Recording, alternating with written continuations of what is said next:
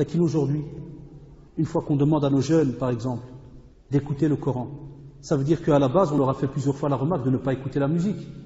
Mais c'est tout ce qu'on leur a dit. La musique haram, mais écoute le Coran. Mais est-ce qu'on leur a expliqué le pourquoi? Eh bien, si on ne lui explique pas le pourquoi, demain après-demain, le jour où il a envie, entre guillemets, de se rappeler les moments où la musique lui faisait frétiller son cœur, qu'est-ce qu'il va faire? Est-ce qu'il va avoir difficile à y revenir? Abadan, wallahi. Il va revenir directement. Parce qu'il n'y avait aucune structure. Et c'est pour ça qu'aujourd'hui, on a, et on va le dire après dans le manque de sérieux, on a des fois des jeunes qui passent de l'un à l'autre. Il peut s'asseoir, lire du Coran et tout, puis 2 secondes après, il va te mettre MTV. Puis tu vas lui dire, qu'est-ce que tu es en train de faire? Je dis, ben, alhamdoulilah, j'ai fait un peu de hasanat et tout, et il y a un peu qalbi aussi, hein. Ouais, je regarde, ou pourquoi c'est haram? Des simples petites remarques peut-être. Qu'est-ce qu'il y a de mal? Qu'est-ce qu'il y a de ceci? Qu'est-ce qu'il y a de cela? C'est normal, parce qu'il est peut-être sincère, lui, hein. On ne va pas dire qu'il est mauvais, il est sincère sûrement, dans sa manière. Mais parce qu'on ne lui a rien expliqué, on lui a tout simplement dit, écoute ceci ou cela, rajoute cela. Parce qu'à certains, on lui a dit la phrase avec virgule en disant, ça c'est haram, mais ça tu dois écouter. Mais à d'autres, on lui a tout simplement dit, par exemple, il écoutait la musique, on lui a dit, écoute du Coran, c'est mieux. Ça, j'ai entendu ça de certains jeunes. Ils disent, c'est mieux. Mais qu'est-ce que ça sous-entend en français, c'est mieux? Est-ce que ça sous-entend que écouter de la musique, c'est haram? Non. Ah non, ça sous-entend pas ça. Ça sous-entend que, écoute la musique, mais, allez, déconne pas, hein, mais un peu de Coran aussi en plus. Ah ouais, parce que c'est mieux, ça veut dire que là, c'est moins que mieux. Alors chacun peut philosopher comme il veut, si on va jouer de cette manière-là. Il y a moins de philosopher comme on veut par rapport aux actes que l'on fait. Là, il faut que lorsqu'on explique ou qu'on demande à quelqu'un que ça, c'est pas bon, eh bien, on doit aujourd'hui, nous, se reposer la question, pourquoi est-ce qu'on a remplacé la musique par le Coran qu'on a entre nos mains, par ce bénéfice immense? Pourquoi est-ce qu'on nous demande de le remplacer? Eh bien, il y a de nouveau des réponses derrière, il y a des cours et des discours qui ont été faits à ce sujet-là. Par rapport au Coran, on peut aller plus loin. Le Coran que tu as entre les mains, à quoi il sert? Est-ce que parce que tu l'as reçu de la Mecque et qu'il a une belle dorure, il est tout doré, il brille, qu'à ce moment-là, il va combler les vides qu'il y a sur la cheminée, par exemple, ou dans ta bibliothèque, je sais pas, moi, sur ton lit, table de chevet, et ainsi de suite? C'est un instrument d'ornement. À quoi il sert? Ben, vous allez voir que si on continue comme ça avec plein de questions autour de nous, souvent, on va remarquer qu'il y a soit pas de réponse, la personne va te regarder d'un air peut-être un peu hébété, il va te dire, je sais pas, c'est comme ça. Hein. Un autre n'aura pas de réponse du tout, rien, il va peut-être même pas sortir une petite phrase, mais au moins il sait que c'est pour ça, c'est comme ça, c'est obligé, l'autre il sera même pas. Et puis d'autres vont patauger, comme vous le remarquez aujourd'hui, c'est un peu le problème qu'on a nous, dans notre jeunesse, étant donné qu'il n'y a pas toute une structure, et on va le voir au fur et à mesure, eh bien on patauge, parce qu'on a entendu un tiers d'un hadith quelque part, puis on a entendu 2 mots d'un verset coranique quelque part, et on essaie de coller certains mêmes mélanges. Il commence même une phrase avec une moitié de hadith ou une moitié de verset, puis tu fais, ah non, ça c'était le Coran ça, ou là, attends. Ouais, moi, ça ressemble à ça. Alors que subhanallah, c'est ta base. De nouveau, on reviendra toujours à cette phrase. C'est la base de ta religion, le Coran et la sunna du prophète, sallallahu alayhi wa sallam. À ce moment-là, il est donc alors important pour nous, pour chacun d'entre nous, de trouver les failles. Qu'est-ce qui fait qu'il arrive un moment où notre jeunesse n'arrive pas à être sérieuse dans sa pratique de la religion, n'arrive pas à être stable, n'arrive pas à être continue. Et vous savez, parmi les actes qui sont aimés, c'est ceux qui sont, pas gros, peut-être des fois en quantité, mais qui sont stables. Là, qu'il y a des choses où la phrase que je viens de dire, tu ne pourras pas. Ne viens pas me dire, si c'est comme ça, machallah, je préfère faire une belle prière de la mort qu'en faire 5 et 4 qui ne sont pas bonnes. Et donc, je vais prier seulement dhuhr. Est-ce que ça passe? Vous savez bien que ça ne passe pas. Donc là, c'est des choses où on ne peut pas discuter de cette manière. Mais on verra qu'il y a des choses où le jeune remplit, fait 500 000 choses, et à ce moment-là, de nouveau, qu'est-ce qu'il fait après 1 mois, 2 mois? Il se retrouve avec combien de choses? 0. Il lâche tout de nouveau. Et comme vous le savez alors, l'autre question très importante, parce qu'on y revient tout le temps, à cet énergumène, que des fois on donne de l'importance, mais en vérité, lui, il ne fait que tester, c'est Satan, Allah, comme vous le savez, eh bien, lui, pour arriver à ce que l'être humain tombe dans une certaine faiblesse, tombe dans une certaine pratique bizarre de sa religion, eh bien, c'est parce qu'il a les failles et il trouve même les failles pour pénétrer le cœur de chacun d'entre nous. Et lui cherche, teste, et dès qu'il a, wallahi, la moindre occasion de pénétrer le cœur de quelqu'un d'entre nous, qu'est-ce qui se passe à ce moment-là? Eh bien, il fait son travail. Et comme vous le savez, il va faire son travail de différentes manières. Il va changer les termes. On a parlé, par exemple, tout à l'heure de musique. J'écoutais un cheikh qui disait, jamais tu vas entendre quelqu'un qui va venir, par exemple, présenter un chanteur en disant, Masha'Allah, vous avez ici le plus grand mujrim, le plus grand fasiq, le chanteur un tel. Vous êtes tous invités demain à telle heure. Et vous savez la musique comment elle est avec moi, les gens dénudés, tout ce que vous voulez, plus les paroles, et on s'amuse. En général, non. Comment se font les invitations? Avec des belles phrases, al-fannan, al-mutrib, et certainement, dans certains pays, comme vous le savez, ils rajoutent même saut al-malaika, il a même la voix d'ange. Ça, c'est ceux qui la nuit reçoivent des révélations. C'est un autre groupe, ça. Ils savent déjà les anges, comment ils parlent, et ainsi de suite, quelle voix ils ont. Donc, Satan va changer les termes, va changer les phrases, va enrober les choses, va vraiment enjoliver tout ça pour t'apporter le tout dans un plateau en or et ça brille. Et à ce moment-là, c'est normal que ton cœur, comme vous savez, l'âme, elle aime bien tout ce qui scintille, on le verra tout à l'heure. Donc à ce moment-là, tout ce qui brille, tout ce qui apporte du plaisir et autres, on ouvre la porte du cœur. Et comme vous le savez, le cœur, c'est le moteur de tout le corps. Parce que comme vous le savez, si à ce moment-là, toi, tu réponds à l'appel, eh bien le corps va répondre aussi. Parce que le corps, c'est comme une armée. Wallahi, le corps, c'est comme une armée. Le cœur, avec le cerveau, c'est le commandant et le capitaine. Et les soldats, c'est qui? C'est les yeux, le nez, la bouche, les oreilles, les pieds, les parties intimes. Tout ça va réagir au fur et à mesure. Donc faites attention à la billah par rapport à cela. C'est que Satan trouvera toujours la manière, les moyens, les occasions pour pénétrer le corps de chacun d'entre nous. Et comme je le dis toujours, ce n'est pas un travail qu'il fait en 5 minutes. Il est très patient. Adou Allah, très patient. Il va travailler avec toi pendant des années. Qui plus est ceux qui maintenant veulent revenir sérieusement dans leur pratique. Il va travailler avec toi au fur et à mesure, pas par pas, mais jamais comme ça en 2 secondes.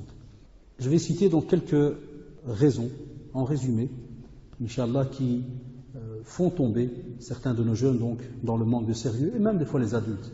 C'est parce que nous on n'a plus l'habitude à parler à nos jeunes, et en général les cassettes vont souvent vers les jeunes. C'est pour cela que c'est eux en général qu'on interpelle comme ça en français. Nos parents en général ce sont les autres imams qui les interpellent en dialecte ou en arabe et autres. Mais sinon pour les jeunes ici on va résumer, entre guillemets, quoiqu'aujourd'hui tout le monde parle de langues en général, et comprennent aussi le français. Donc on va résumer donc ce manque de sérieux, eh bien on va le résumer par rapport à différentes petites faiblesses, différentes petites choses qui font que si on n'y fait pas attention, eh bien on peut directement tomber, des fois très très bas. Et des fois lorsqu'on tombe très très bas, il est wallahi de nouveau difficile de repartir. Le premier point, très grave, c'est le fait de vivre dans ce qu'on appelle les délices. Vivre dans les délices, c'est que le cœur, comme je disais tout à l'heure, il a cette faculté à s'attacher à tout ce qui est les plaisirs, tout ce qui fait vraiment, qui apporte du bien comme ça au corps humain. Et vous le savez, comme on le voit aujourd'hui, et c'est ça qui est dommage, pourquoi on dit on doit revoir un peu ces sujets-là, c'est que certains, par exemple, lorsque tu lui dis telle et telle chose, il n'y a personne qui l'a. Et il y a moyen que je te la barre pour tel et tel prix. Wallahi billah alaykoum, si jamais la personne n'a pas d'argent, qu'est-ce qu'elle est prête à faire? Elle est prête à s'endetter. Elle est prête à faire du crédit, tout ce que vous voulez pour qu'elle essaye d'avoir entre les mains cette chose. D'office, wallahi. Si jamais tu lui dis qu'un tel il est comme ça, ceci, cela, l'habillement, il est prêt à tout faire pour ressembler à un tel et pour aller après te dire, ben voilà, moi j'ai comme un tel. Et on a vu ce genre de comportement des fois dans nos familles ou autres. Une telle, elle a fait un nouveau salon de je ne sais quelle manière et qui a coûté peut-être 200 000 francs belges. Qu'est-ce qu'on va faire aussi? On va vouloir faire la même chose. Ça c'était ce qu'on appelait avant la guerre des mères. Dès qu'une faisait un salon bizarre, et qu'on allait un jour être invité, et comme par hasard, le jour où le salon est bien arrangé, qu'est-ce qui se passe? La mère, elle invite tout le monde. Masha'Allah. L'islam ressurgit. On invite tout le monde. Quelle est l'intention? Tu apprends part après. C'est pour montrer que j'ai réembelli donc cette belle pièce et autres. Et puis dès que les gens s'installent, en général, Shaitan Allah, qu'est-ce qu'il fait? Alors que toi, il y a quelques minutes, avant même d'entrer dans cette maison, tu avais un programme ou pas? Tu avais un programme. Tu étais, subhanallah, structuré. Tu savais ce que tu faisais de tes journées, de tes soirées, ta manière de parler avec ton mari, avec ton épouse, toi dans ta manière de vivre à la maison, avec tes frères et sœurs et autres. Il suffit que tu rentres à ce moment-là dans cet appartement, que wallahi quand tu en ressors, est-ce que tu en ressors normal? Satan Allah directement. Première remarque, il te fait purée, ton salon chez toi c'est bidon. C'est bidon wallahi. Et les parents nous l'ont avoué. Il te dit tiens, à ce moment-là on se dit wallahi, le premier but c'est lequel? Dès qu'on rentre on pète la tête du mari direct. Il faut ce salon. Si flâne, s'il y a une telle là, donc moi, je dois aussi l'avoir. Les jeunes, la même chose, pour des futilités. Et on le voit, pourquoi on entend des fois des jeunes se péter la tête pour des boosters, pour des GSM, des histoires à 2 francs. Regardez. Mais si jamais tu lui dis, wallah, il y a tel et tel livre qui se vend dans telle et telle librairie, franchement, qu'est-ce qu'il va te dire? C'est bien. Et dans sa tête, il dit, c'est ton livre. C'est bien qu'il y a ce livre, il n'y a pas que lui, hein, il y a des milliers de livres. Ou bien tu vas venir tout fier, tu vas dire, Allah, j'ai lu un de ces livres, masha'Allah, kada, et pendant un quart d'heure tu l'expliques. Tu crois que le copain il va tenir un quart d'heure? Après 10 minutes, il va te faire blali, oui, j'ai rendez-vous, il va tenir sec. Mais si tu viens et tu commences à lui raconter des trucs dans le domaine du business, est-ce qu'il va tenir un quart d'heure? Tiens, jusqu'à demain matin. Et même si tu lui dis, mais tu sais quoi, demain matin on fait rendez-vous près du dépôt. Wallah, il va te dire, est-ce qu'il n'y a pas moyen d'y aller maintenant? Maintenant, comme ça on gagne du temps. Allahu Akbar. Là, il est prêt à gagner du temps. Ça, c'est une preuve de manque de sérieux. D'office. Si on a ce genre de comportement, wallahi, que quand ça touche quelque chose de religieux, ça nous casse et on devient impatient, là on veut vite arrêter la discussion, on veut vite partir, on veut vite ceci ou cela, mais quand c'est des moments où c'est du plaisir, là on est prêt à rester. C'est comme pour les conférences, c'est la même chose. Nous qui le donnons depuis des années, on est habitués. Quand il y a une taksera, une petite fête, et qu'il y a de la bonne bouffe et de la rigolade et tout ce que vous voulez, les gens viennent à 8 heures et sortent à quelle heure? 3 heures du matin. Wallah, c'est une journée de salarié, tabarakallah. C'est un employé, le mec. Il est resté dans une fête minimum pendant 6 heures. Mais si tu viens à un dars, c'est combien un dars? 1 heure, 1 heure quart? Vous avez remarqué, il n'y a pas foule. Alhamdoulilah, il y a des gens. Mais est-ce que c'est la même chose que lorsqu'on fait une fête? Alors que tout le monde invite. Ça aussi, c'est un manque de sérieux. Ça, c'est aussi des questions qu'on doit se poser. Comment est-il que pour ce genre d'invitation, je réponds directement, mais pour l'autre invitation, je dois réfléchir 10 fois. Et je dois me trouver 500 excuses pour ne pas y aller. Et on a toujours donné l'exemple, parce qu'on l'a testé nous-mêmes. Moi, je vous apporte des exemples qu'on a testés. Si tu dis à un frère, tu dis à telle mosquée, j'invente, tu dis à Vilvoorde, il y a une conférence. Et il habite par exemple Molenbeek. Il va dire, Vilvoorde, t'es fou toi, malade. Tu viens 2 minutes après, tu fais, hier la nouvelle, si tu étais au courant. Il va dire quoi? Tu vois le magasin sport là, il liquide tout. Tout part à 10 €. Les skates, les trainings, où ça? Qu'est-ce qu'il y a après Vilvoorde? Tu dis à Baume, il va faire boum sur place. Tu dis à Baume, qu'est-ce qu'il fait? Wallah, s'il doit emprunter, même s'il doit prendre la voiture de son père, risquer sa vie, il va aller à Baume ou pas? Même si après son père va l'exploser, il va y aller. Regardez quel 2 poids 2 mesures. Là de nouveau, est-ce qu'il y a une question à se poser ou pas? Manque de sérieux. Wallahi, très grave même. Vous savez, si jamais quelqu'un, par exemple, lorsqu'on parle maintenant des biens ici, ne fait pas attention à ces délices, parce qu'on emploie le mot délice parce que c'est beau, ça fait comprendre directement ce que c'est. Là, qui ça peut toucher tout ce qui va te faire plaisir dans ta vie. Et Allah subhanahu wa ta'ala, si on revient dans le Coran, dans la parole d'Allah subhanahu wa ta'ala, il te dit que, en parlant donc justement de qui? De celui qu'Allah subhanahu wa ta'ala a créé, l'être humain. Il te dit, Innal insana la yatgha ar-ra'ahu istaghna. C'est-à-dire que l'homme, Allah subhanahu wa ta'ala donc vraiment avec certitude dit que l'homme devient rebelle dès qu'il estime qu'il peut se suffire à lui-même. Et se suffire à lui-même à cause de quoi? De sa richesse. Et sa richesse aujourd'hui, des fois tu remarques certaines personnes avec quelques petits euros, ils croient déjà qu'il est quelque chose. Des fois des bébés, il a 10 € mais avec 500 pièces de 1 cent. Et non, ça procure un certain pouvoir. Et tu le vois, il est là tout content, il court à gauche, à droite.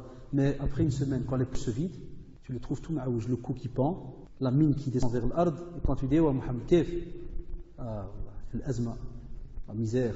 Regardez ces phrases en faute de rêve. Wallah, c'est un pays de misère.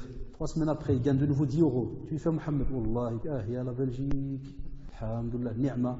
Regardez l'être humain, comment il fonctionne. C'est pour ça qu'Allah subhanahu wa ta'ala nous met en garde. Il y a des êtres humains, ils fonctionnent comme ça. Dès qu'ils croient, certains savants ont dit ar-ra'ahu, c'est-à-dire qu'il croit se suffire à lui-même. Alors qu'en vérité, il n'est rien. À ce moment-là, qu'est-ce qu'il fait? Il commence à gonfler et à croire qu'il y a le lui avec un grand L majuscule à ce moment-là.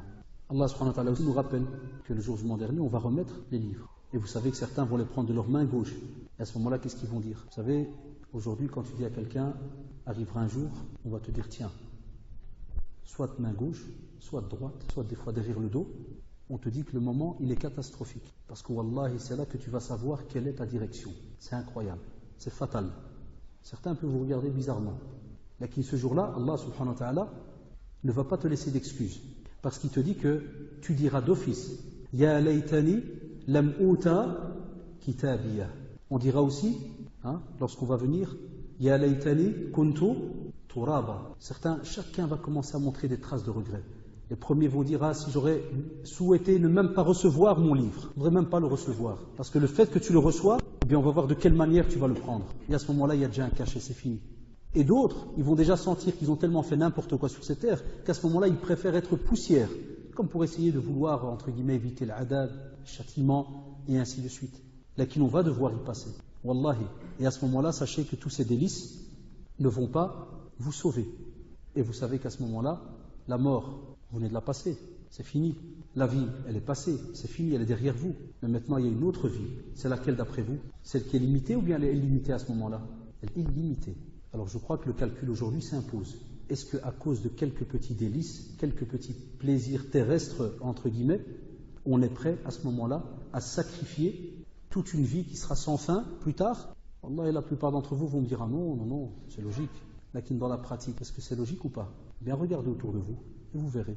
Beaucoup de gens, beaucoup de musulmans aujourd'hui sont au courant qu'il y a, après la mort, toute une période qu'on va attendre, période d'attente, jusqu'à ce qu'Allah subhanahu wa ta'ala va de nouveau tout détruire, tout ce qu'il y a autour de nous. Tout le monde va être ressuscité, tout le monde sort. Le jugement commence. Et tout le monde, wallah, et la plupart en général des musulmans savent qu'il va y avoir une direction, paradis ou enfer. Et aujourd'hui, si tu dis à quelqu'un, tu vois, cher frère, la société là, si jamais tu vas t'associer avec le frère, tu fais faillite. Billah alaikum, est-ce que le frère va aller s'associer avec? Il ne va pas aller. Mais si tu lui dis, tu vois le truc là-bas, il va dire, ouais, bah si tu vas t'associer avec Shaitan. Et tu vas perdre. Pas ici peut-être, hein, mais plus tard. Ghafurur Rahim, les cléments pardonneurs. Et vous entendez toutes ces petites virgules. Là, wallahi, il est aussi Shadidul Iqab. Il aura celui qui aura un châtiment très fort, douloureux. Et c'est pour ça qu'on te dit, fais attention à ces délices. Et on a beaucoup, c'est pour ça qu'on vous dit souvent de revenir dans la vie des anciens, d'aller lire les biographies et de voir ceux qui venaient torturer, façon de parler, comprenez-moi bien, certaines parties de leur corps. Pour faire comprendre à ces parties du corps, ne m'arnaque pas. Tu frétilles, tu as envie de faire telle et telle chose, et qu'il Wallah, et tu ne m'auras pas. Parce que demain après-demain, c'est toi qui vas me couler quand on va passer devant Allah subhanahu wa ta'ala. Donc à ce moment-là, faites attention. Parce qu'il va arriver un jour où on aura wallahi un regret immense lorsqu'on va entendre Allah subhanahu wa ta'ala nous dire Khudhuhu faghulluh thumma al-jahima salluh. On dira ça pour certains d'entre nous, wallahi. Prenez-le, enchaînez-le, et puis en enfer, jetez-le. C'est fini. Eh bien, on est tous au courant de ces choses-là, on doit y faire attention. Deuxièmement, restez aussi sur les traces de la période d'ignorance, Jahiliya. Certains jeunes, jazakumullah, reviennent, rentrent, mais lorsqu'ils reviennent dans la pratique, est-ce qu'on leur a poncé cette âme, ce cœur? Quelqu'un, quand il rachète une voiture occasion, elle est là devant lui, qu'est-ce qu'il fait? Est-ce qu'il va, il roule du jour au lendemain n'importe comment? Abadan. Il ne va pas rouler, il ne va pas faire n'importe quoi. Alors qu'est-ce qu'on va lui dire? Donc à ce moment-là, on vous dit attention, si jamais cette personne va en quelque sorte poncer son cœur, se préparer, faire en sorte d'être prêt à entamer une nouvelle vie, est-ce qu'à ce moment-là, la voiture là que tu as achetée au cas, si jamais tu lui fais l'entretien, si jamais tu t'occupes d'elle, est-ce que tu es prêt à voyager avec ou pas? Lakin subhanallah, qu'est-ce qu'on a remarqué? Pour l'exemple de la voiture, na'am, celui qui achète une occasion, wallah, le lendemain, il commence déjà à chercher. Après qui? Billah alaikum, mécanicien, d'office. Nous, est-ce qu'on va chercher après les mécaniciens de l'islam? Ce sont les imams, les profs? Non, ça on laisse tomber. Donc mécanicien. Si jamais elle a des problèmes de carrosserie, est-ce qu'on va chercher après un carrossier ou pas? Et naam, nous, est-ce qu'on va chez les carrossiers de l'islam, les imams de nouveau, pour qu'ils nous expliquent comment est-ce qu'on doit poncer ce cœur, le travailler, lui enlever vraiment toutes les mauvaises actions, la manière de les enlever et ainsi de suite? Non, on n'y va pas. Et c'est comme ça dans plein de petits actes. On revient, laquelle on n'a rien changé. Et certains, comme vous le savez par exemple, reviennent, mais ne changent rien dans leur comportement, dans leur domaine, par exemple, tout ce qui est par exemple l'alimentation, le sommeil, les propos futiles et bien d'autres maladies. Vous pouvez me dire, tiens, savoir le sommeil, ainsi de suite. Billah, si tu étais quelqu'un avant qui n'était pas sérieux, et je vous le dis, vous le savez, un mec tape 9 heures, 10 heures, 12 heures de sommeil par jour, est-ce qu'il est sérieux? Wallahi ma, il est sérieux, j'en prends la responsabilité. Abadan, 12-13 heures de sommeil, c'est de la levure ça, hein, c'est plus un mec. Ça, tu le piques, il descend, c'est fini. Ah oui, il vit, la moitié de son corps c'est du sommeil. Je crois que vous me donnerez raison. Combien d'heures par jour il y a? 24 heures. Enlève 12 heures de sommeil, enlève 3 heures de nourriture, parce que quand il s'assied pour manger, c'est une ibada, ça il est au courant, c'est un acte d'adoration. Donc il faut le faire concentré. Mais non. Parce qu'il a peur pour son estomac, parce que c'est ce qui l'aide. Donc il doit bien mâcher.